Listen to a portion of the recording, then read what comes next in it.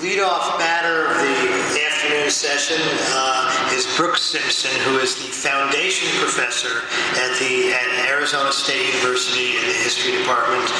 Brooks is an enormously distinguished scholar of the Civil War, a scholar of Andrew Johnson, of Ulysses Grant, and of Abraham Lincoln, among others. And Brooks has just told me that he is now writing a book on the Milligan decision and the treasonous activities of Milligan during the war, and then the legal issues that followed that. So I'm going to turn the podium over to Brook Simpson, who will talk to us about Lincoln and Congress and the military. Brooks.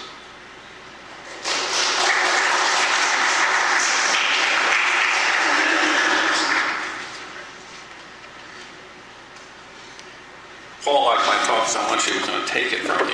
See if I could just wing it in the afternoon. I want to thank, first of all, the United States Capitol Historical Society, and especially the work of Warren and Don and Paul in bringing us all together today.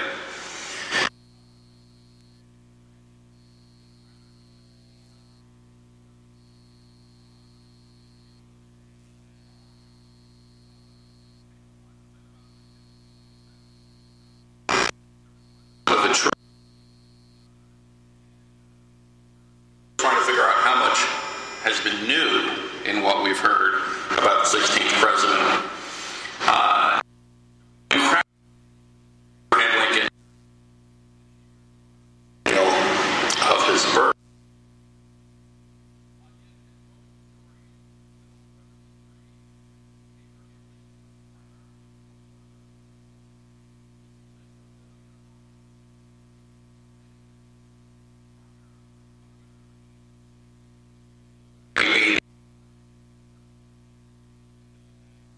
States. Lincoln and emancipation. Lincoln couldn't free slaves if he lost the war. And so we have to understand that that's the number one thing that we must comprehend about Lincoln, that he'd rise or fall based upon his performance as commander-in-chief. We've heard a lot over the last decade about presidential war powers, and various presidents citing Abraham Lincoln as an example of the exercise and the enlargement of presidential war powers. And if you look at the Constitution, you'll realize that a lot has been made of an awful little. There's no extensive discussion of presidential war powers in the Constitution. All the Constitution says is that the president will be commander-in-chief of the Army and the Navy. They didn't even envision an Air Force at the time, obviously. I'm sure that my wife, an Air Force veteran, will see this as a reason for autonomy from. And there's the notion, of course, which we've heard about a lot again in the past decade, that a president can do things in time of war which he cannot do during times of peace. And of course, the line between times of war and times of peace has been blurred to the point of disappearance over the last several decades, I'd argue over the last 60 years of American history. And that presidents do what they do in times of war, as they define it, out of a doctrine of military or national necessity. And so all presidents, using a phrase first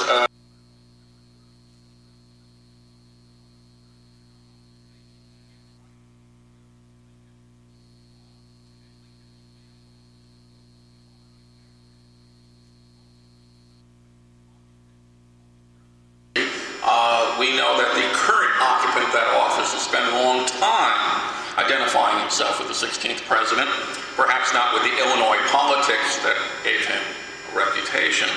But people tend to forget that his predecessor, George W. Bush, also identified himself with Abraham Lincoln, and in fact, in an effort to convince people that George W. Bush actually read, the White House used to give out reading lists, and that the president's reading list was heavily salted with books on the 16th president. Not too many governors of Texas today cite the 16th president for obvious reasons, but I at home have a document signed by the present secessionist governor of Texas claiming me an honorary Texan, so I think I can say what I want. And given that I'm an honorary Texan, I don't have to pay taxes in the process. Lincoln would have been amused and probably amazed by all this talk about him as an example of presidential independence. Because in articulating a notion of presidential war powers, Lincoln also indicated its limits. And never was this clearer, in fact, than in the very emancipation.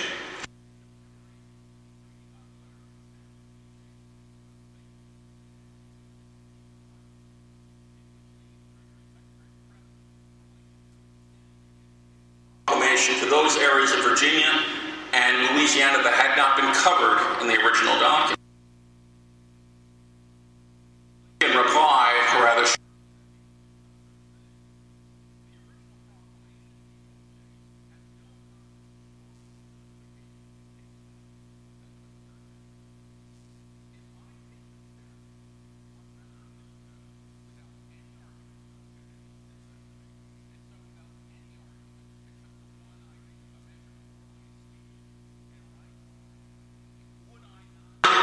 thus give up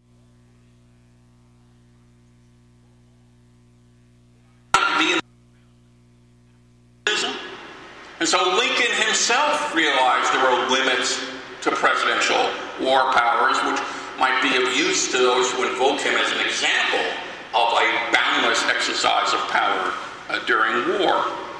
Lincoln always looked for a constitutional basis on which to act. And if he did much to expand notions of presidential power in time of war,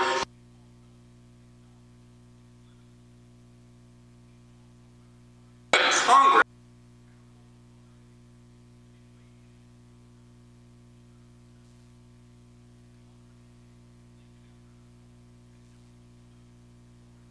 of spot resolutions to see whether James K. Polk had put U.S. forces in harm's way to promote or provoke a conflict along the. I'd say that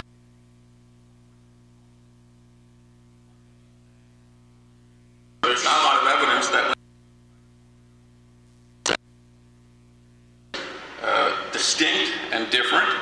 In 1861, Fort Sumter was unquestionably on United States soil, some South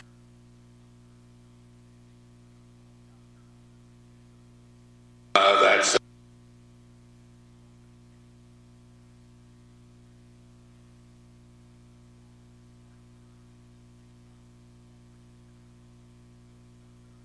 so I can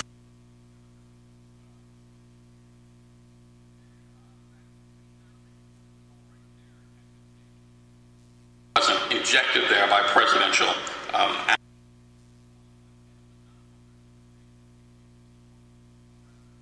simply observing his presidential oath to preserve, protect, and defend the Constitution. And so he would have had that question about was he Polk revisited in 1861. Rather, Lincoln knew, however, that if he was going to wage war and wage war successfully, he had to do so with the support of Congress. He realized that it was essential that he do so.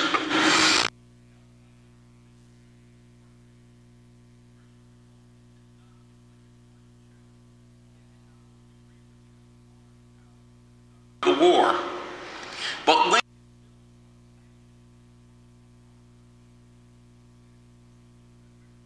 would have been hard-pressed to repudiate. For example, he sought congressional sanction and approval for the actions he took between April 15th, when he first called for troops, and July 4th, 1861, when he met Congress for the first time and issued a special message upon a special session that he called for on the anniversary of the nation's independence. In that time, between April 15th and July 4th, 1861, Lincoln had taken many measures on his own. He'd raised military forces, he'd procured weapons, he'd suspended the writ of habeas corpus in certain parts of the northeastern United States. And so he's done these things on his own. Do what I want, but in fact,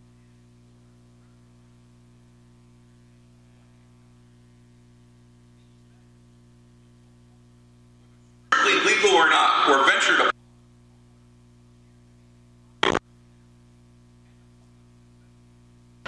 Trusting then as now that Congress would readily ratify them. It is believed, he added, that nothing has been done beyond the constitutional competency of Congress. So he might be the agent to perform certain tasks, but the tasks that performed he deemed eminently constitutional. He asked Congress for its approval. He did not say, I'm president, I get to do what I want in times of war. He was especially explicit about this when it came to the controversial suspension of the writ of habeas corpus. He understood and told Congress that after all, the power to suspend the writ of habeas corpus, that was recognized. That's in the Constitution. The question was, who was empowered to do that? Whether there shall be any legislation upon the subject, he added, and if any what, is submitted entirely to the better judgment of Congress. Once again, deferring to Congress after taking presidential action. He went on to say, it is now recommended to give the legal means for making this contest a short and decisive one. In justifying his own actions during this rather critical period, Lincoln said, and speaking of himself, interestingly enough, in the third person, that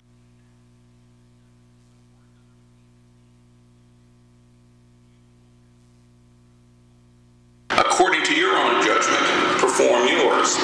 And what you get from this, in fact, is not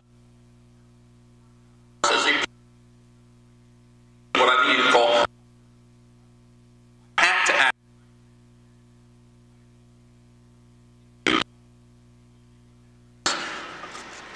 I think Congress would have been very difficult.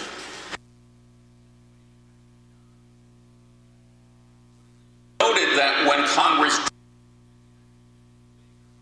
the suspension of the writ of habeas corpus.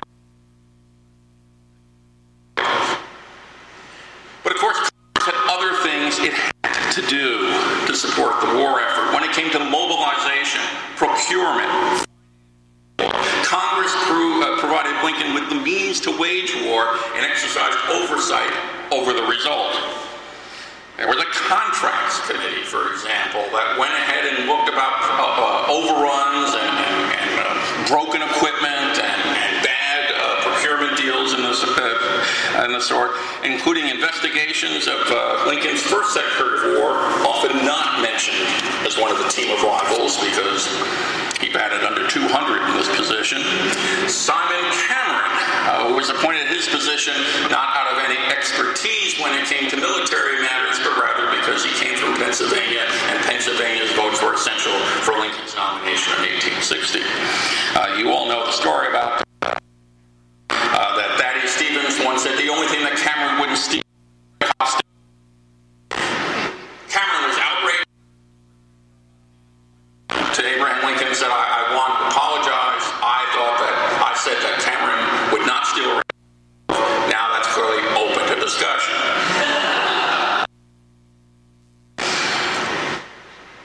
Lincoln quietly moved Cameron out after a year, but not because he was incompetent as a secretary of war, but because of other reasons, replacing him with.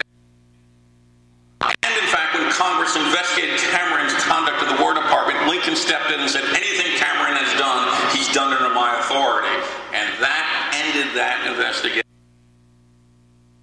Of course, also helped the president wage war by passing a series of conscription measures. So the draft is a congressional action, not imposed but rather by legislation. And certainly when it came to civil liberties, Congress demanded that it play a role. You may remember the circumstances under Lincoln suspended the writ of habeas corpus initially in 1860. Sure, access from Philadelphia through by secessionist supporters to sabotage that communications route and cut the railroads and the like.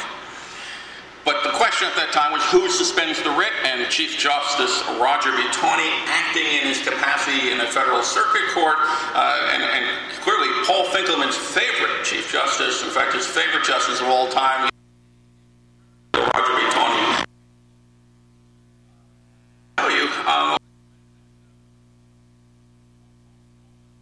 his fist, a Taney-powered salute. Taney said that the president had no right to do this, that the Congress cannot meet if the railroad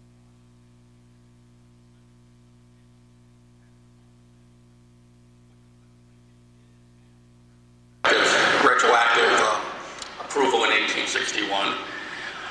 Again in 1862 in September, he suspended the writ of habeas corpus yet again, a proclamation that was in its way as controversial as the Emancipation Proclamation, the preliminary version issued on September 22nd. If you look at the paper, the suspension of the writ of habeas corpus on September 24th arouses them just as much as Emancipation does. But finally, after that, Congress finally decided to assert itself in an early 1863. On March 3rd, in fact, it passed the Habeas Corpus Act of 1863. And when Lincoln again suspended the writ, as he would later on in September, he cited that congressional legislation as empowering him to act. So all the controversy about Merriman aside, Lincoln sought retroactively congressional sanction, and Congress would begin to take the lead and empower the president to do so. A president who paid attention to this example would be Ulysses S. Grant, who, when he sought the authority to suspend the writ of habeas corpus in 1871 to put down the Ku Klux Klan, demanded that Congress first empower him with a specific piece of legislation, the Ku Klux Act of April 1871. So Lincoln was clearly aware of the fact that in acting as he did, upon a broad notion of executive power, he still had to respect the prerogatives of Congress and act within constitutional bounds. When Ohio Democrats, in part because of their love for Clement Vallandigham, protested Lincoln's actions, Lincoln replied in a rather forceful public letter, which by 1863 had become his favorite means of communication with the public.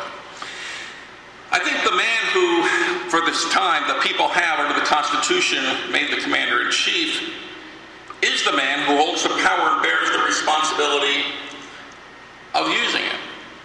That said, however, making claim that I can do this, Lincoln then said, if he uses the power justly, the same people will probably justify him. If he abuses it, he is in their hands to be dealt with by all the modes they have reserved for themselves in the Constitution. Using the same justification that the Supreme Court did in the prize cases, there is a remedy for presidential abuse of the Constitution, and that's through the impeachment process. And so if people found that he acted outside of the bounds of the Constitution, impeach him and convict him. And as we'd find out, Congress was not unwilling, or the House is not unwilling to impeach and the Senate almost to convict Lincoln's immediate successor several years down the road.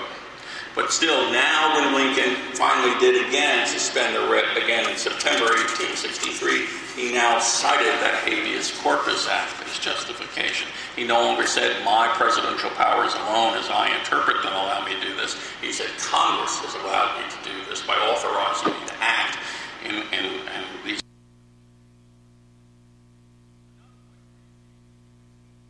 authority.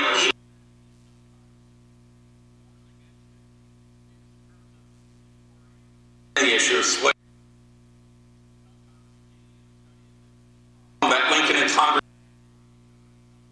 moving along roughly parallel tracks. Sometimes they clash. You will remember that just in July 1861, just after the Battle of First Bull Run, or First Manassas, as Confederates would call it, Congress passed the Johnson-Crittenden resolutions, saying that the war was one of reunion and reunion only, had nothing to do with emancipation. And people cite this and say how conservative the war was in 1861. The same Congress, just over 2 weeks later, however, passed the first Confiscation Act, subjecting to confiscation any slaves found to be used in the Confederate war effort.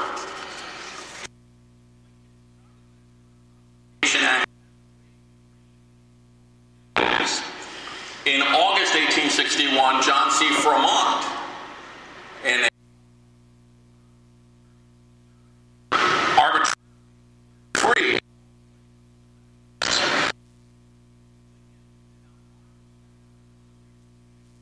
of the forsaken state of Kentucky, then basking in the false light of neutrality. But Lincoln cited the First Confiscation Act as a curb upon Fremont's action and asked him to bring his proclamation in line with the First Confiscation Act.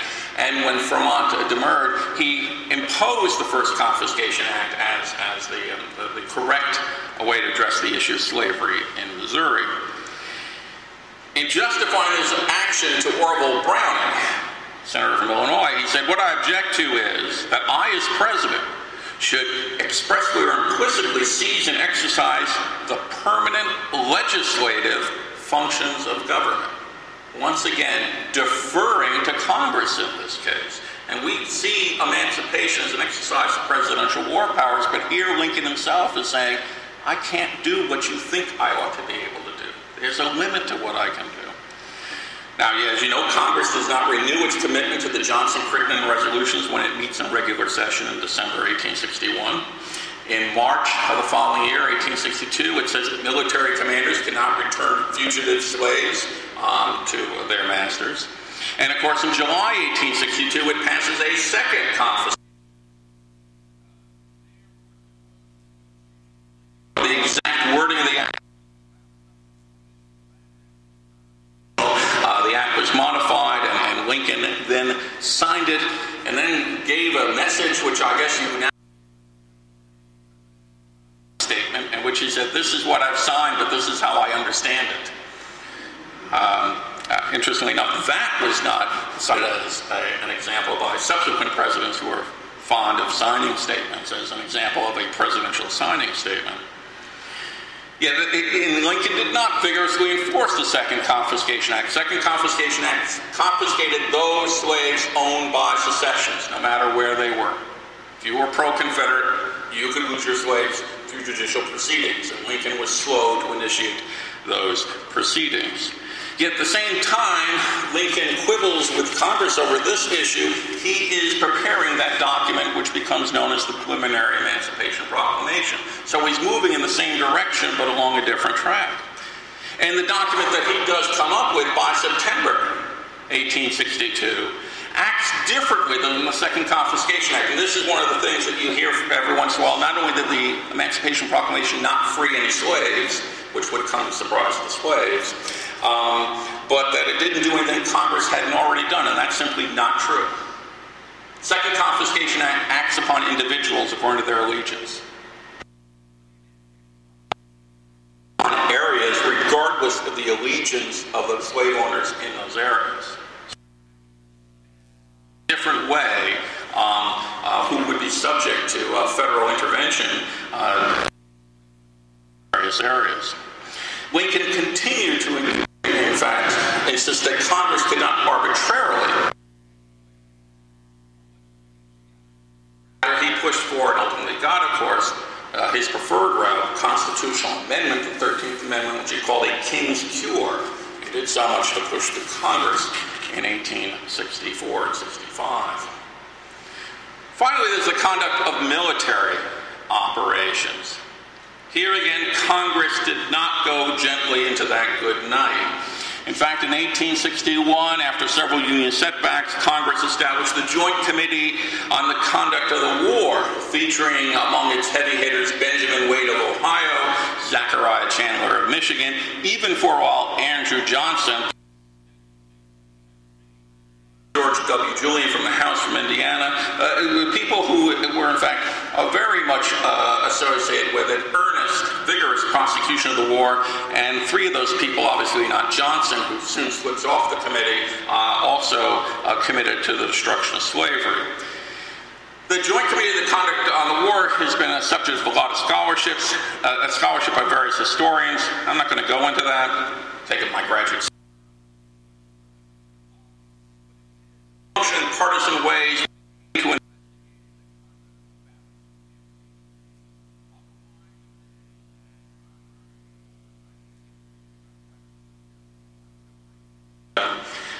neighbor.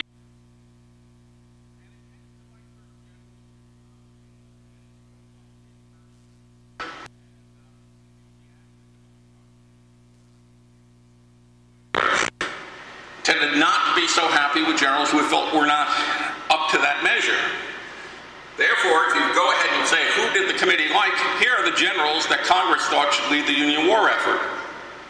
Joseph Hooker, Daniel Sickles, Benjamin Butler.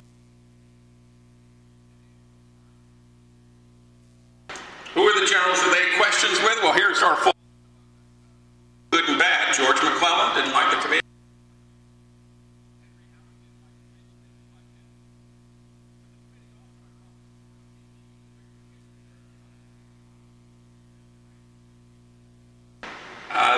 And in fact, thought Butler was a better general than Grant when it came to the Fort Fisher expedition.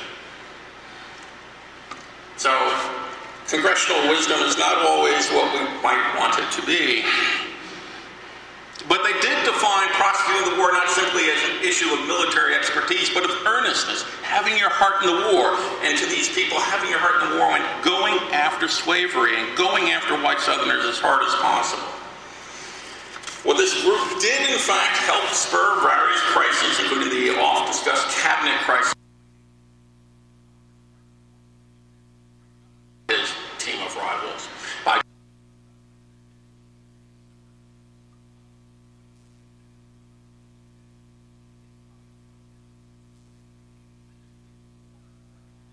When it came to generals up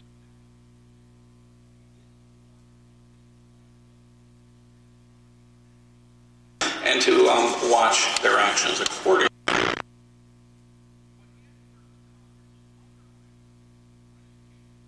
The war and the people here.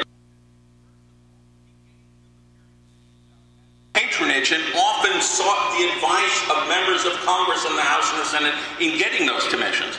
How do you think William T. Sherman got his first commission as a brigadier general? Because his brother John was the United States Senator from Ohio. How do you think Ulysses S. Grant, who Paul is so generously described as a failure in everything he ever did before the war, how did he get his commission then? Because of the intervention of Congressman Elihu Washburn. And in fact, Lincoln told the Illinois delegation, tell me the people you want to make. Can you imagine that being used as the method of military?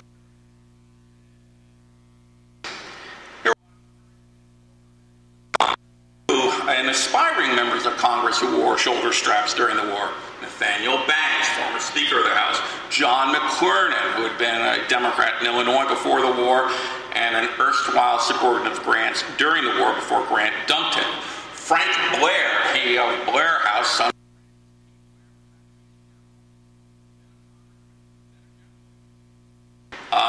So he got to do everything. Congress while they were in uniform. So the line between military action and congressional service was blurred beyond recognition, as you can see from these names.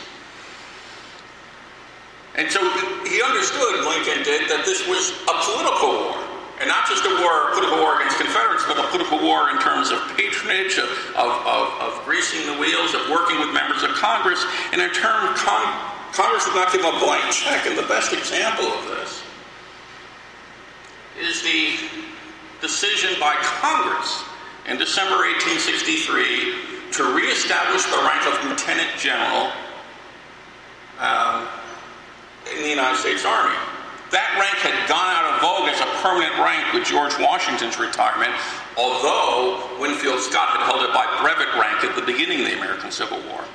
There was no Lieutenant General between Scott and the man that Elihu Washburn believed should be the next Lieutenant General of the United States, Ulysses S. Grant. Lincoln did not support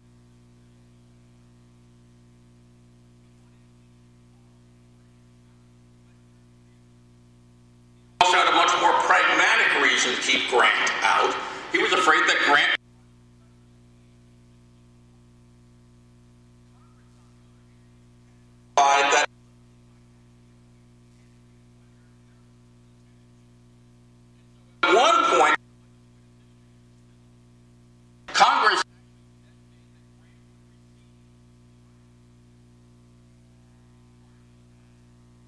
who actually nominates.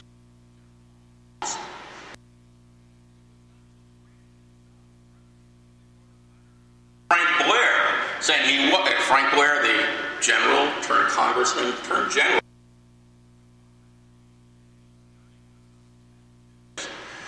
I don't want to be a politician.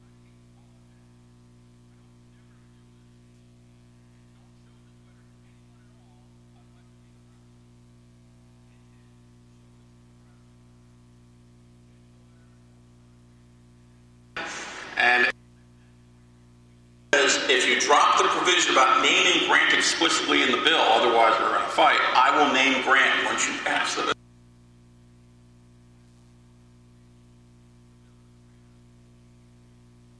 Grant.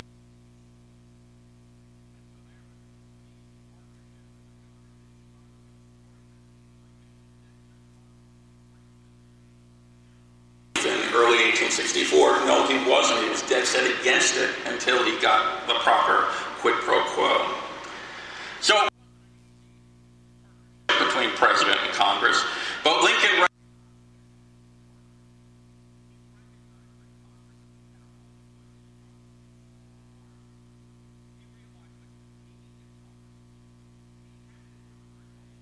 was the need for harmony.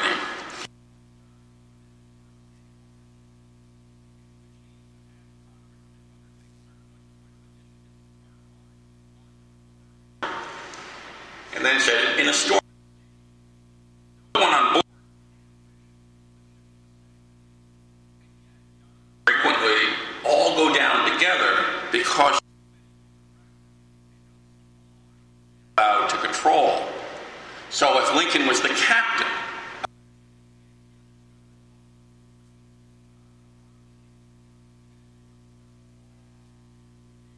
members of the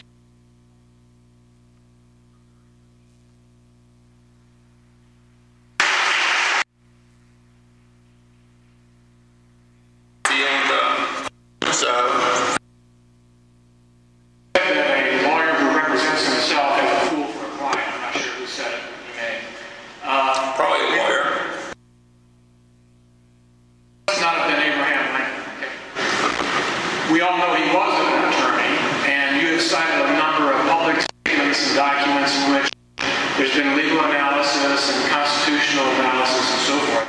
Can you tell us who was advising the president? Was it the Attorney General? Was it somebody else? Or was it, in fact, Abraham Lincoln doing this legal analysis?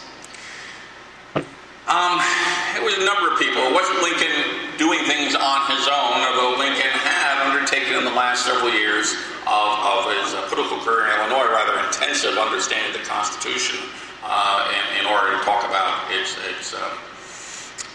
provisions concerning slavery and its expansion. He did depend upon Edward Bates, who did issue lots of opinions early on about the scope of presidential power. In that sense, Bates has been underestimated for his willingness to bolster executive power during that time.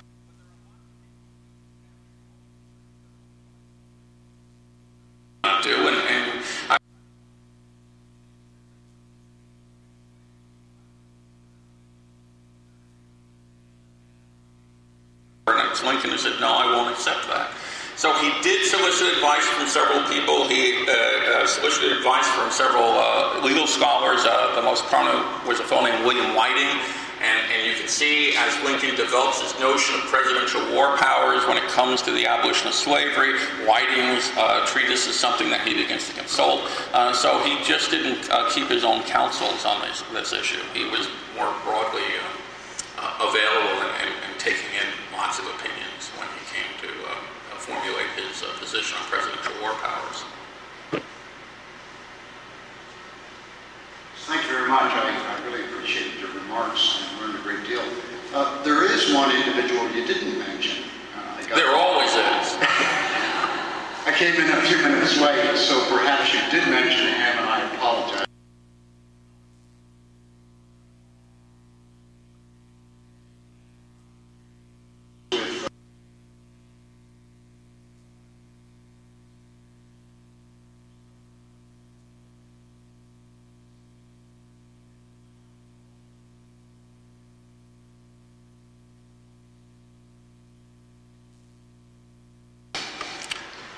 Lincoln would go to Meigs, especially I think earlier in the war, and was more of a confidant. But it's not clear to me how much Meigs helped him develop a concept of what Lincoln wanted to be as a war president, as opposed to advising about more specific things. That in the absence of a general staff,